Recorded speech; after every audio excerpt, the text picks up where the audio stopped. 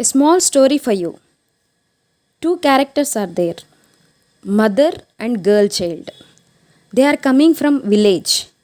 So mother name వచ్చేసి సావిత్రి గారు, girl child name వచ్చేసి కీర్తి. సావిత్రి గారు కీర్తికి చెప్తున్నారు, కీర్తి చాలా జాగ్రత్తగా విను. మా నాన్నగారిది చాలా పూర్ ఫ్యామిలీ. అందువల్ల మా నాన్నగారు నన్ను చదివించలేకపోయారు. నా చదువు నేను మిడిల్లోనే ఆపేయాల్సి వచ్చింది. కానీ నీకు అలాంటి ప్రాబ్లం లేదు. నీకు ఒక మంచి స్కూల్ను ప్రొవైడ్ చేశాం, నీకు ఒక మంచి ఎడ్యుకేషన్ ఇస్తున్నాం. అయితే నువ్వు ఈ ఎడ్యుకేషన్ని చాలా మంచిగా వాడుకొని ఒక మంచి జాబ్లో సెట్ అవ్వాలని చిన్నప్పటి నుంచి, అంటే కీర్తి చిన్నప్పటి నుంచి సావిత్రి గారు కీర్తికి చెప్తూ ఉన్నారు ఇలాంటి మంచి మాటలు. తన లైఫ్లో జరిగిన మంచి మోటివేషనల్ థింగ్స్ తను ఎన్నో చెప్తూ వస్తూ ఉన్నారనమాట కీర్తికి. అయితే అలా అలా కీర్తి తన స్కూలింగ్ డేస్ కంప్లీట్ చేసుకుంది. తను తన కాలేజ్ డేస్లోకి ఎంటర్ అయింది. అయితే తను గ్రాడ్యుయేషన్ చేస్తూ ఉంది, తను బీటెక్ చేస్తుంది. అయితే బీటెక్ ఆల్మోస్ట్ కంప్లీట్ అయిపోయే టైంకి తనకి క్యాంపస్ ప్లేస్మెంట్స్ వచ్చినాయి. ఆ క్యాంపస్ ప్లేస్మెంట్స్లో తనకి జాబ్ రాలేదు. ఓకే, ఫైనల్గా గ్రాడ్యుయేషన్ డే అయిపోయింది, తనకి క్యాంపస్ ప్లేస్మెంట్స్లో జాబ్ రాలేదు.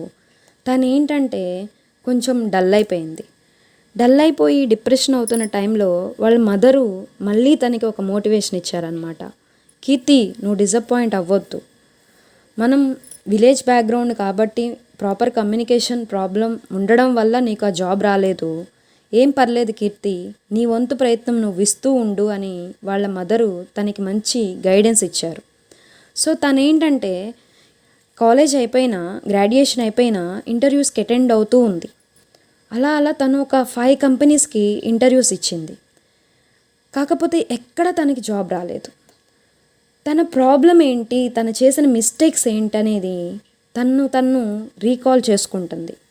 రీకాల్ చేసుకుంటున్న టైంలో వాళ్ళ మదర్ కూడా, అరే మేము ఇంత కష్టపడి చదివించాము, మాకు తినడానికి తిండి లేకపోయినా పాపకి మంచిగా ఒక మంచి ఎడ్యుకేషన్ ఇచ్చాము, పాప ఎడ్యుకేషన్ కోసం మేము బ్యాంకులో కూడా లోన్ తీసుకొని మరీ పాపను చదివించాము అని మదరు సావిత్రి గారు కూడా తన మనసులో తను ఇలాంటి సందేహాలను ఎన్నో తను ఫేస్ చేస్తూ వచ్చింది.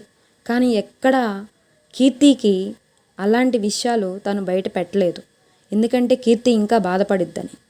సో ఆ ఉద్దేశంతో ఏంటంటే సావిత్రి గారు తను ముందు ఎట్లయినా కీర్తికి సపోర్ట్గా ఉండాలనేసి తను ఆలోచించింది.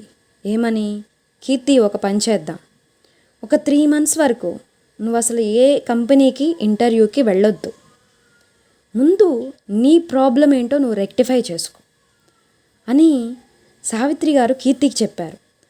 సో అది కీర్తి లైఫ్లో ఒక టర్నింగ్ పాయింట్ అనమాట. ఏం జరిగిందంటే కీర్తి ఇంకా ఏ కంపెనీస్కి ఇంటర్వ్యూస్కి వెళ్ళాలా. తను ఏం చేసిందంటే తన విలేజ్లో ఉన్న లైబ్రరీలో జాయిన్ అయిపోయింది.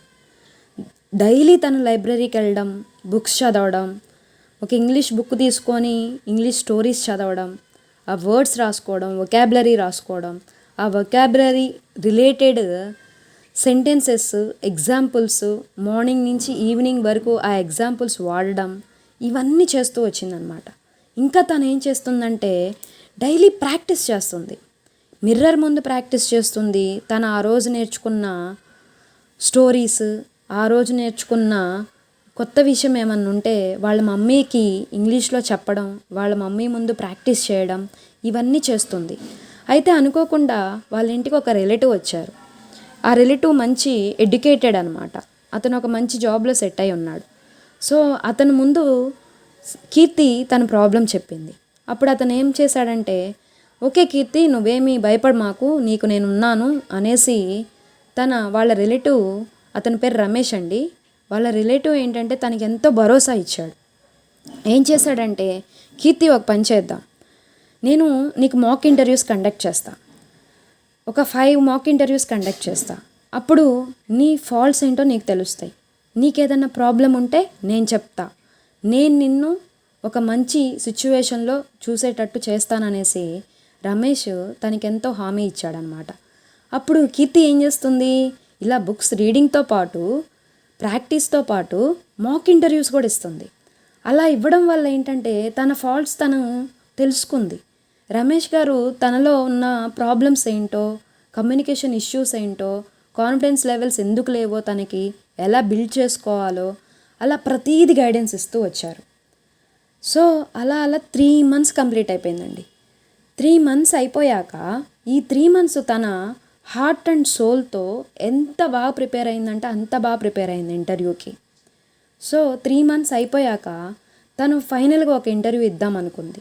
ఎట్లయినా సరే 600 నాకు ఈ జాబ్ రావాల్సిందే అనే ఉద్దేశంతో తను 6th కంపెనీకి ఇంటర్వ్యూకి స్టార్ట్ అయింది.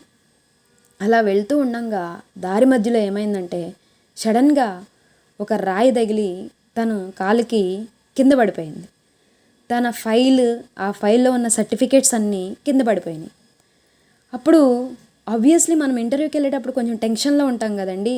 అలాంటి టైంలో ఇలాంటి ఏ నెగిటివ్ జరిగినా మనం ఎలా అనుకుంటామంటే అరే ఏంటి అపశకనం అన్న ఉద్దేశంలో ఉంటామన్నమాట.